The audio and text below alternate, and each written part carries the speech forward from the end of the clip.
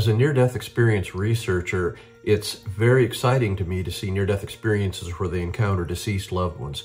We know that even though the brain is shut down during a near-death experience, unconscious or clinically dead, they're being reunited with their loved ones. And that's what's going on with David in his description in his video with Crystal. Absolutely inspiring to me personally, knowing that these after-death communications, which by the way, David's video is among the most amazing ADCs I've ever seen, but it is absolutely inspirational to me to know that we're all going to be together again. Certainly what David's presenting with his ADC video, and certainly from other research, that's some of the strongest evidence I can imagine that there really is life after death.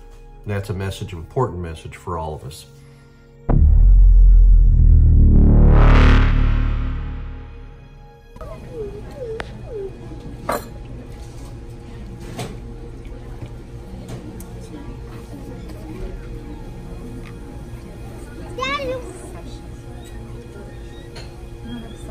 Daddy, what does T-E-A spell? Daddy, what does T-E... No. No. No. What does T-A-E spell? Oh. Hey. Oh, you like that? Right away, that's a dinosaur. Me picked up.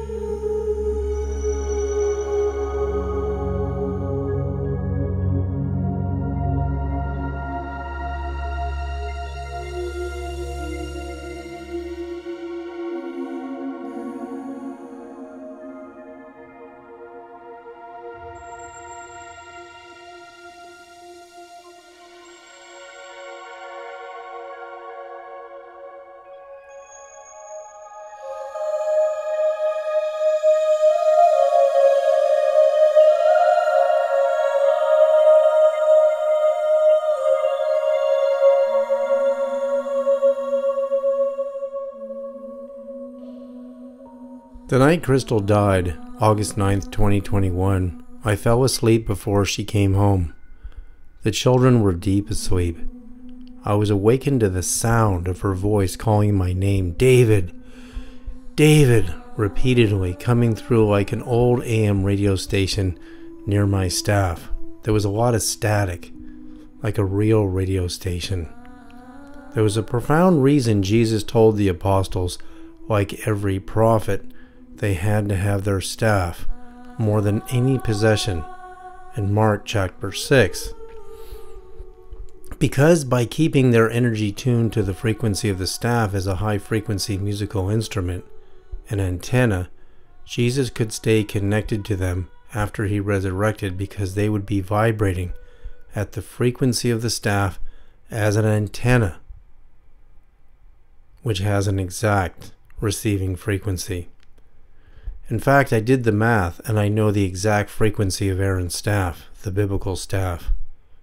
My staff was the exact same measurement as the prophet Aaron's, 2.5 royal cubits. Crystal's voice came from my staff. It was loud and full of panic and static. I was terrified because I heard Crystal do this 2 times at around 3 and again at 3:33 a.m. I knew it was urgent. I woke up, went on the balcony under the stars, and tracked her phone's location on my iPhone. It was up on the side of a mountain. I didn't know if someone's house was there or not. I did not know what this all meant at that time.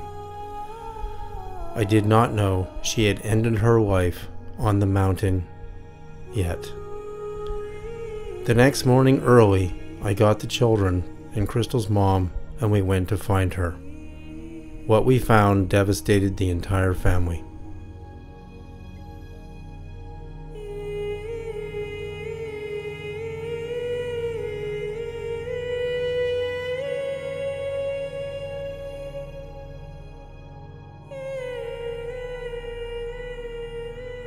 After my wife released herself, because that's what she did, from her beautiful feminine body, the incredible experiences she had in her own life and giving birth to our 2 daughters, we sent her music recordings. I mean, Crystal did a lot of beautiful music. She was a trained jazz singer and trained opera singer from Los Angeles. And she, it really moved me over the years with her voice. I mean, she would sing opera and just bring me to tears, in my own house and knowing that nobody else in the world was ever going to hear this.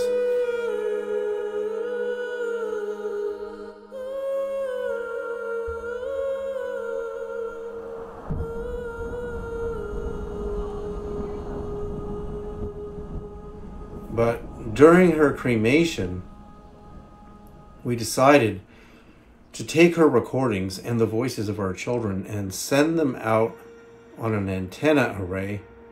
Our friend Jimmy Blanchett was willing to do this, and he put her recordings and the voices of the children and sent them out at 432 megahertz and 150,000 watts during the cremation right into the sun.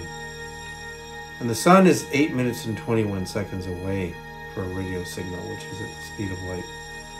And then in the following weeks, we sent her signal to Mercury, the recordings to the planet Mercury. And Mercury is about 8 minutes away. Then we sent them to Venus, which is about 6 minutes away at the speed of light. We sent them to Mars, about 12 or 13 minutes at the speed of light. And then we sent them to Jupiter, about 45 minutes at the speed of light. And then we sent them to Saturn, finally to Saturn.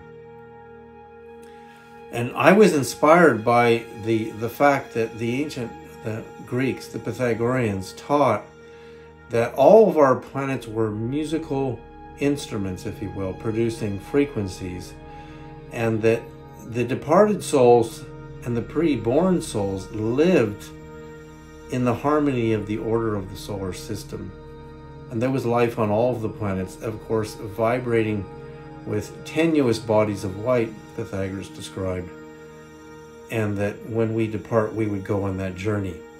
So when we sent this radio signal out, I had no idea how profound what was going to happen would be. The messages Crystal sent back would reveal the location of heaven, reveal the greatest hidden secret of the miracle of the sun at Fatima, Jesus' ascension, and the location of where he ascended to. Yom Kippur, and confirming the poet Dante's visions of paradise. Crystal would be for me, her husband, what Beatrice was for Dante, my beloved guide through the heavens in the afterlife, with the only difference being their exact orbital periods around the sun would be revealed. The Apostle Paul wrote in his letters to the Corinthians about a man in Christ who was taken up to the third heaven and heard unspeakable things of the mystery of the heavens that it was said would be unlawful for a man to utter. Unlawful for a man to utter would mean no one would believe it lest they call it heresy.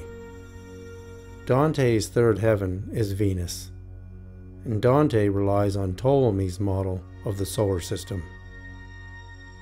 In Revelation 22:16, Jesus himself declares himself the morning star, which is Venus. Venus has been known since antiquity as both the evening and the morning star. Did Jesus mean he claimed dominion over Venus? Jesus declares that Venus is his dominion after Isaiah 14 reveals that Lucifer was cast down from the morning star to the earth. That means Venus is God's dominion, and he will not tolerate Satan living there. But he does tolerate Satan to rule on the earth for a period of time. There is that ominous scene in Matthew where after Jesus' 40-day fast, Satan gets into Jesus' mind. He actually gets into his mind and takes Jesus to the top of the temple with his head 60 feet in the air and tells him to jump. Can you imagine Jesus jumping from 60 feet to his death?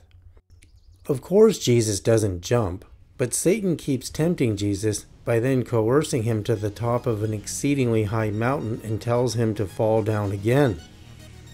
Jesus was powerful enough to overcome the power of the dark side, weakened by his long fast. But what people miss is that Jesus was still taken up there by that terrible voice in his head. That shows you how powerful the dark side can be at times. Jesus overcomes and wins the battle until that dark force would get him on the cross and kill that body another way. Jesus wins again by the power of the new life and the new heaven and the new earth. Crystal Sarita did not win that war on the earth, for she jumped from her high place, but she won her battle in the heavens with her God. She was baptized in an Orthodox church in Vancouver, BC. What is amazing is that all of the planets we sent Crystal's radio transmissions to, she responded from Venus first. Crystal did this by calling my name out audibly at certain intervals in time from the date she died, August 9th, 2021, to the date her angelic voice would audibly pierce my ears in the middle of the night. All I had to do is what she told me, was to calculate the number of days that had passed between the two dates and record the number, and I would know what it means.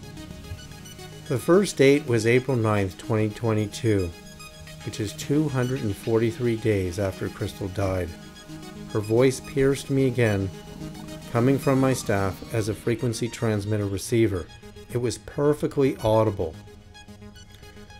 It takes Venus 243 days to turn from sunrise to sunset to sunrise, which is one full day on Venus. It was remarkable. I mean, this is a Venus day. I used a calculator online every time this happened. That means Crystal is telling me that Dante and Pythagoras were right. There are souls on Venus, the third heaven, as in Paul's letter to the Corinthians. I was so excited beyond belief. Crystal had a mathematical system with me to tell me where she is, and where she would go next by a period of days or orbits of planets in the solar system, consistent with Dante's model. Dante wrote his famous Paradiso in the 14th century, recording his actual visions that he received of the ascension process of ascended humans with planetary locations where they reside in the realm of the known planets for the evolution of the human soul progressing throughout God's 9 levels of paradise. According to the book of Revelation, most Christians begin at the level of the new earth, or earthly paradise, which is the first level of heaven Dante records with Beatrice, where humans experience the first level of God's love and bliss, conquering all human suffering. It is a perfect earthly paradise.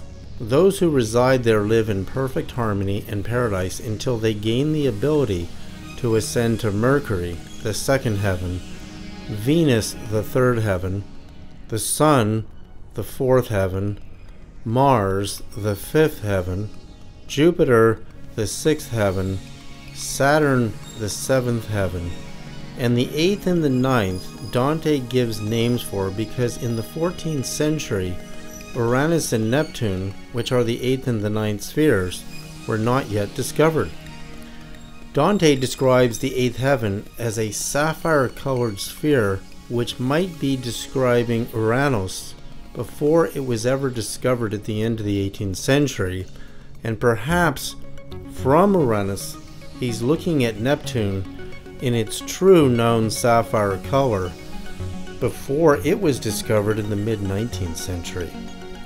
This is where Dante meets Beatrice for the first time since her earthly passing, before he could capture her in marriage, the earthly paradise. He was devastated by her early death on earth, and now she would be his guide, prophesied by Jesus himself through the 9 levels of the heavens, taking Dante to the greatest height a human could bear in its attempt to gaze directly at the source of God.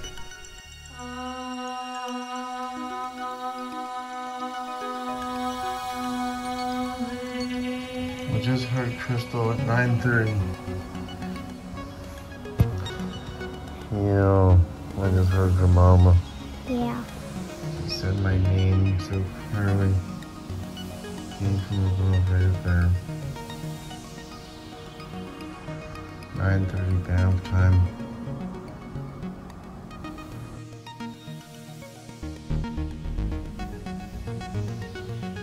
In the ancient Greek, the goddess Harmony holds the secret to the harmony of the order of the solar system, and she is symbolized by Phi, the symbol for the golden ratio. The golden ratio is a ratio of 1 to 1.618 defined by Leonardo Fibonacci's famous number sequence that leads towards an infinite expression of golden ratios. His sequence is 1, 1, 2, 3, 5, 8, 13, 21, 34, 55, 89, 144, 233, etc. To get the next number in the sequence, we just add the 2 numbers in the sequence, starting with 1 plus 1 equals 2, 1 plus 2 equals 3, 2 plus 3 equals 5, 3 plus 5 equals 8, etc. The higher up in the sequence we ascend, the 2 pairs of numbers form a ratio of 1 to 1.618. For example, 89 to 144 is a ratio of 1 to 1.679, and 144 to 233 is a ratio of 1 to 1.6180.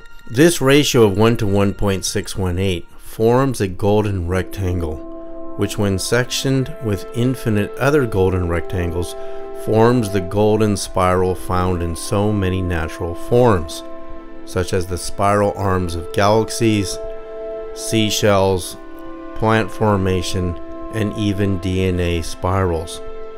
As above, so below, as the golden ratio is responsible for the harmony of the galaxy, right down to DNA. We can even see a golden ratio spiral at the top of our baby girl Alira's head, being held in Crystal's arms. Once we reach 1 to 1.6180339887, we can do the calculations based on Crystal's number 591.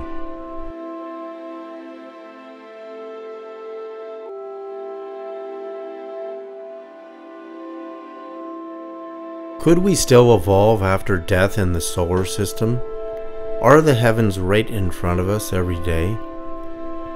Crystal calling out my name, piercing the hotel room at 591 days after her death, being a perfect ratio of Earth's sidereal orbit of exactly 365.256363004 to the golden ratio of 365.258 days per year.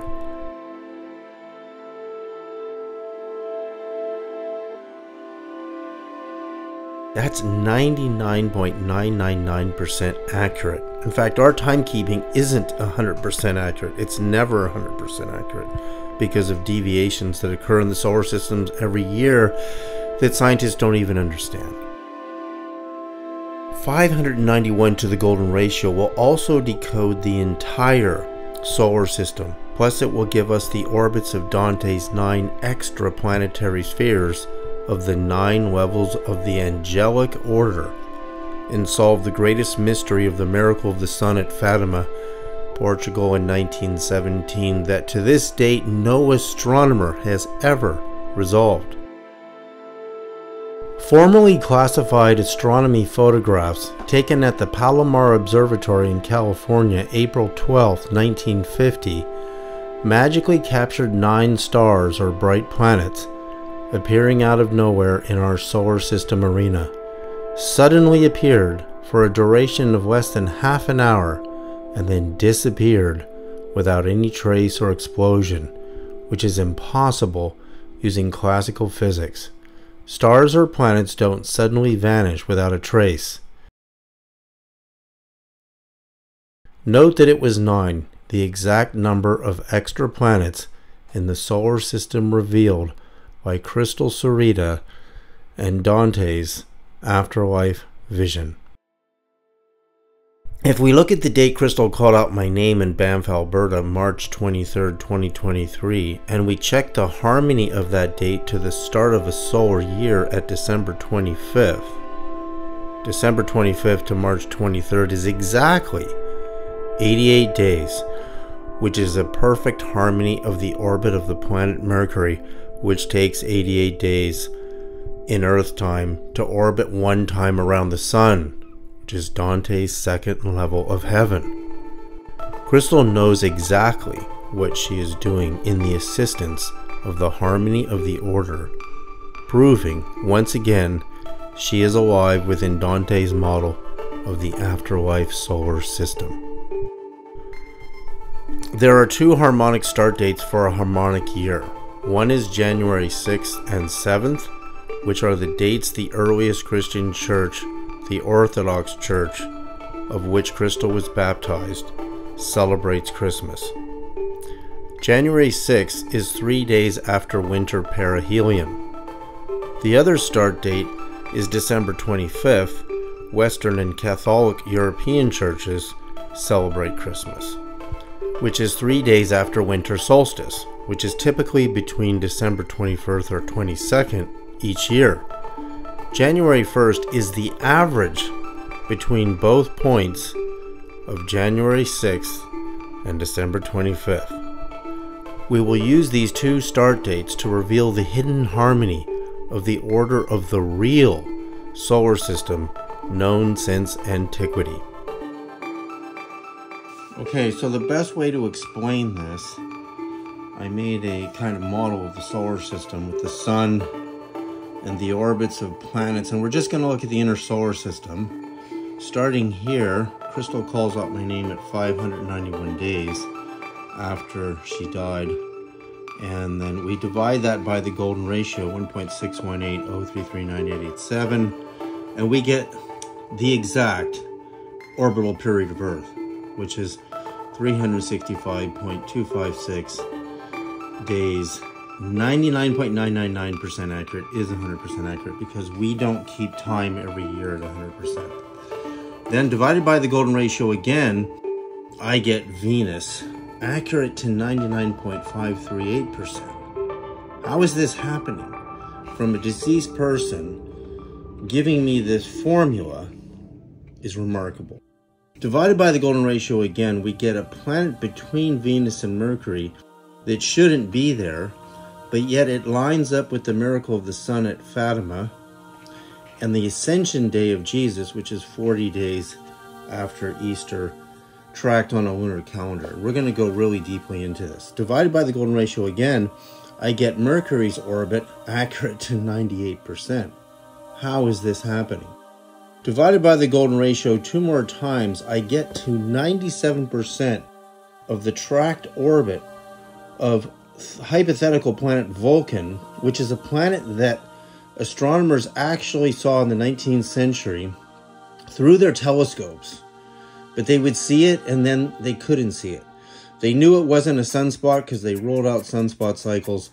This was a real planet that has not been confirmed, but yet they saw it and then they didn't see it. So this planet either has the ability to go interdimensional, hyperdimensional, which could explain planet 13951, and you'll see the proof of this, that this is what really caused the miracle of the sun at Fatima when we go through the rest of the exploration.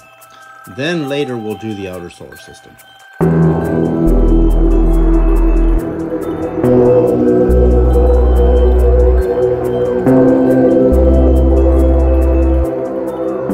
The date of the first apparition of the Mother Mary of Jesus to the three children at Fatima, Portugal, was May the 13th, 1917. If we take December 25th, 1916 as a start date for a new solar year, counting to May 13th, 1917 is 139 days, which is one orbit of planet 139.51. Then if we look at the date of the miracle of the sun itself, when hyperdimensional planet 139.51 would have transited the sun between Earth and the village of Fatima, Portugal at the exact time predicted by the Mother Mary of Jesus for all of the 60,000 plus witnesses to see, it was October 13th, 1917.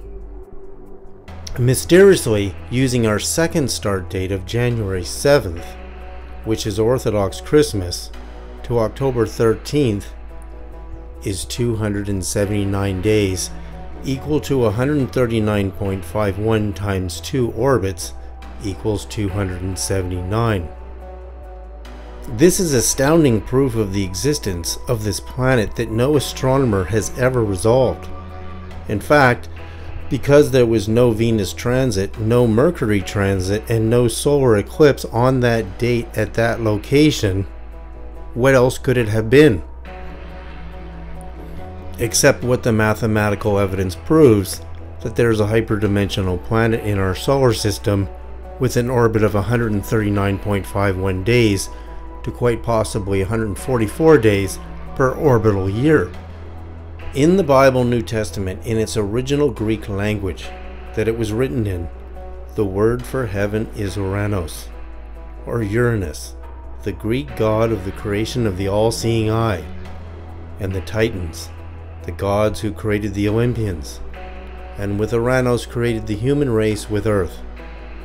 That word Uranos was translated into English to the word we call heaven today. This word appeared 279 times in the original Greek language of the New Testament. Again, 279 times is equal to 2 orbits of planet 139.51. Is the biblical code hiding the orbit of this sacred planetary heaven that is responsible for the miracle of the sun at Fatima in 1917? Jesus himself is said to have orated this word for heaven within an accuracy of 88 times, and in various translations into different languages between 83 and 90 times. That means he is using the word heaven in harmony to the orbit of Mercury, the messenger of God.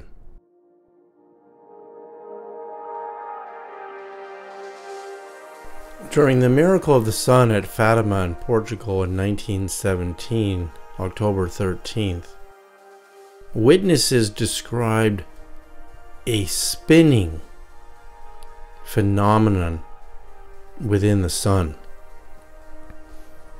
A lawyer's testament of the miracle of the sun, Dr. Domingos Pinto Coelho, a lawyer reporting for the Catholic newspaper of the time, described the event as follows. The sun at one moment surrounded with a scarlet flame, at another aureoled in yellow and deep purple, seemed to be in an exceedingly swift and whirling movement. A journalist reports the miracle of the sun. A reporter from the Lisbon paper O Dia saw it this way. The silver sun, enveloped in the same gauzy gray light, was seen to whirl and turn in a circle of broken clouds. This is exactly how Dante described looking into the 9 extra spheres, the planets of the angels, that they spun incredibly fast.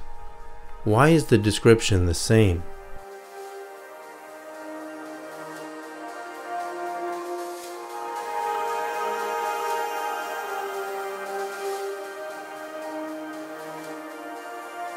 Jesus' day of ascension is 40 days after Easter, when he resurrects into his new body on Easter morning. He appears to his disciples and apostles for 40 days.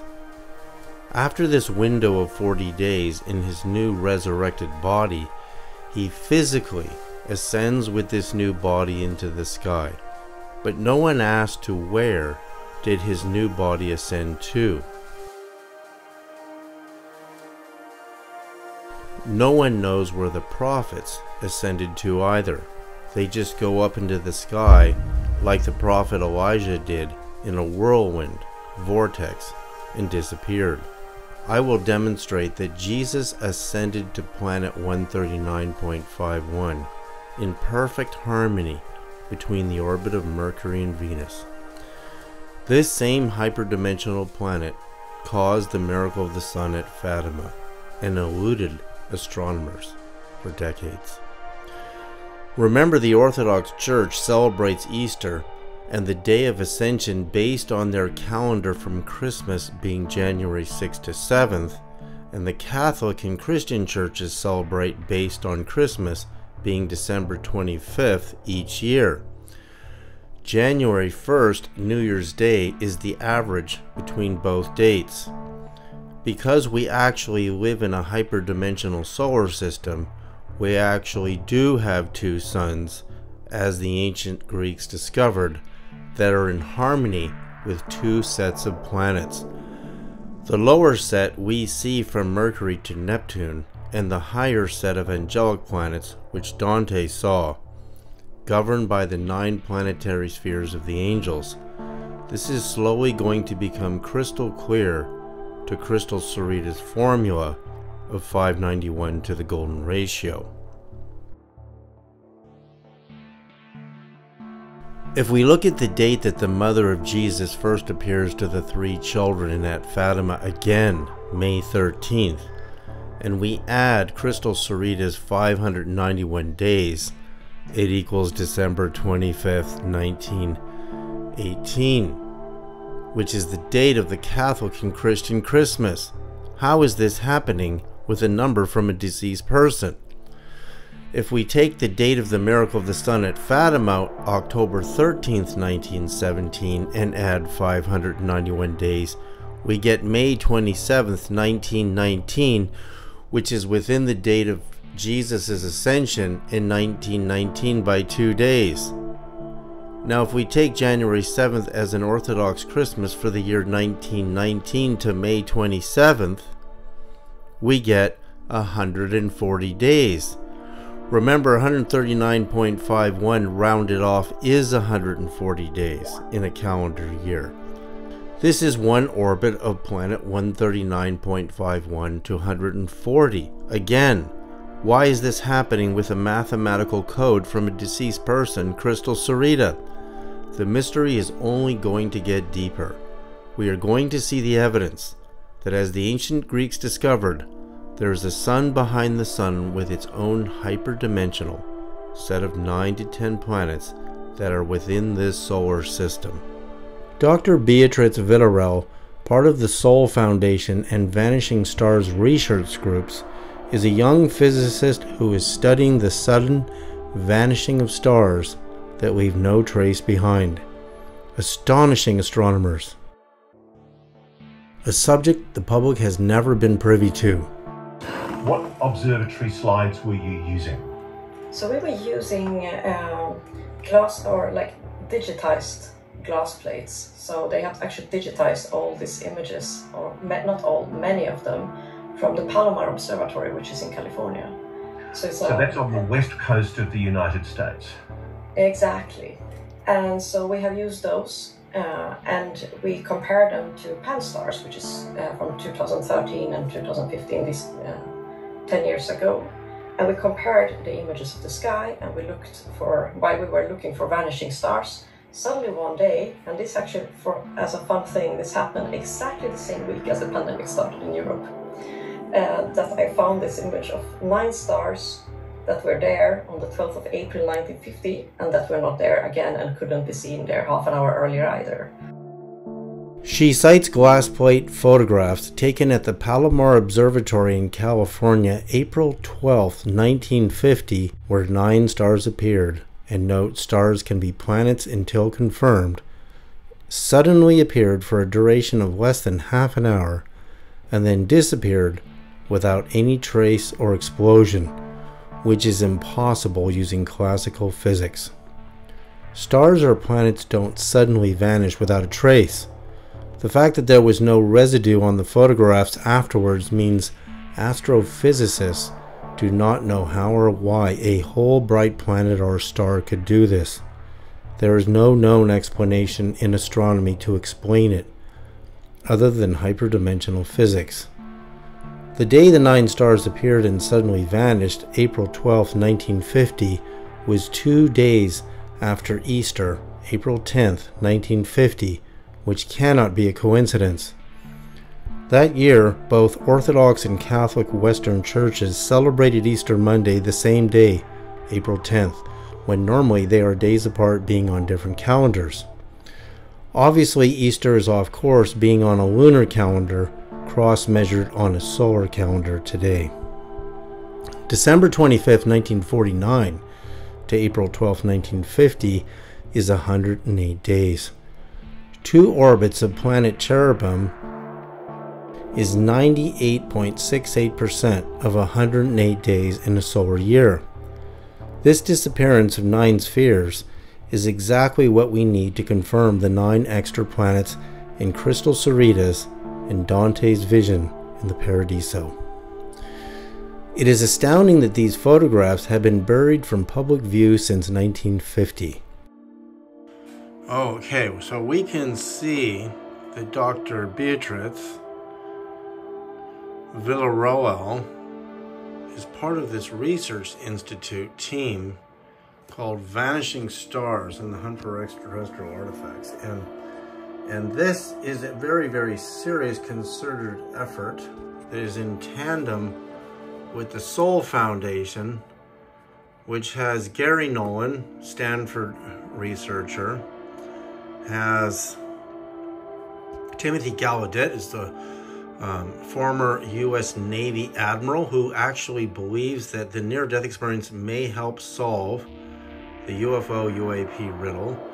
Dr. Avi Loeb is the one who believes that Oumuamua, this incoming asteroid body, was intelligently directed extraterrestrial. And there we can see Beatrice here. And Jacques Vallée, who is Steven Spielberg's advisor on Close Encounters of the Third Kind, is an actual astronomer residing in Paris and San Francisco, California, and who is also a well-known UFO researcher. So why is all this happening? And note that she deducts they are not satellites because the date she gives us is April the 12th, 1950, which is 3 days after Easter in 1950. We'll check that on my clock. And also that there were 9 objects, and they are not shooting stars, they're not meteors, and they're not satellites because there was no satellites in space around the Earth in 1950, which means there was a very clean environment. And to call them vanishing stars is to suggest a huge object even bigger than a planet, and they don't know whether they're planets or stars, appeared and then disappeared a half an hour later.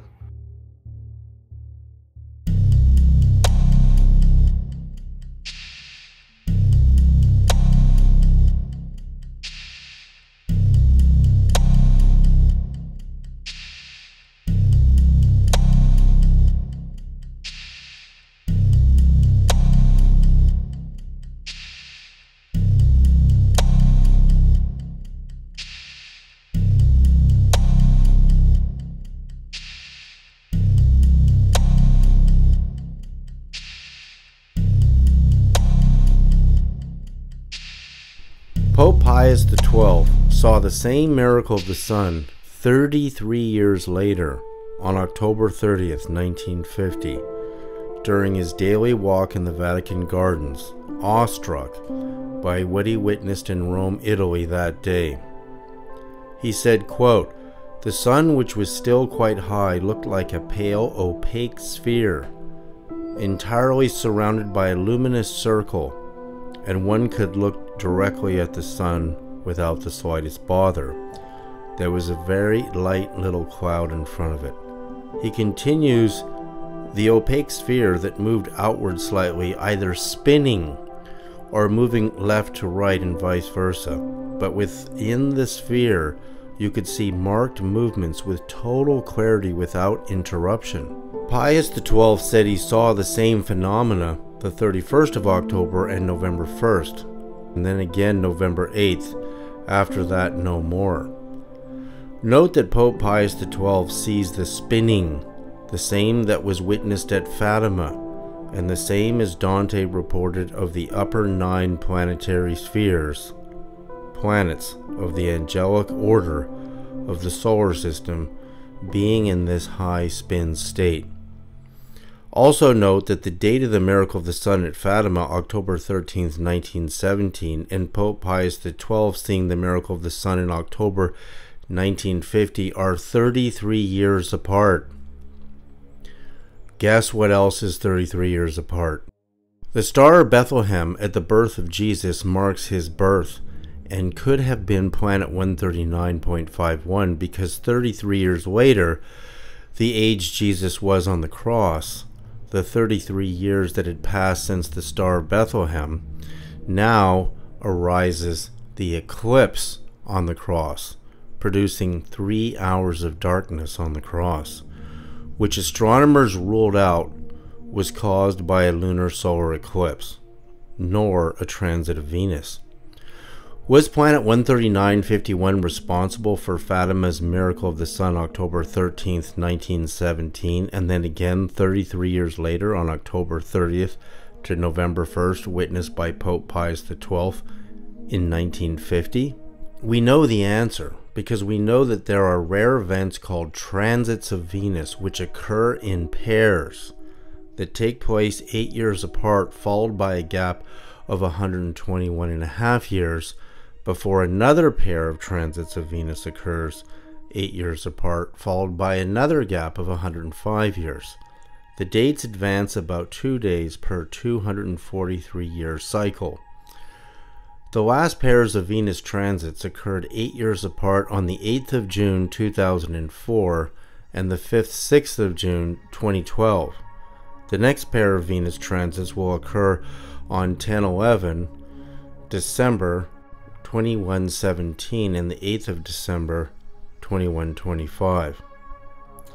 While transits of Venus can be 8 years apart in pairs, transits of the planet that caused the Star of Bethlehem and the eclipse during the crucifixion are 33 years apart, as well as Fatima and Pope Pius witnessing the same miracle of the sun 33 years later.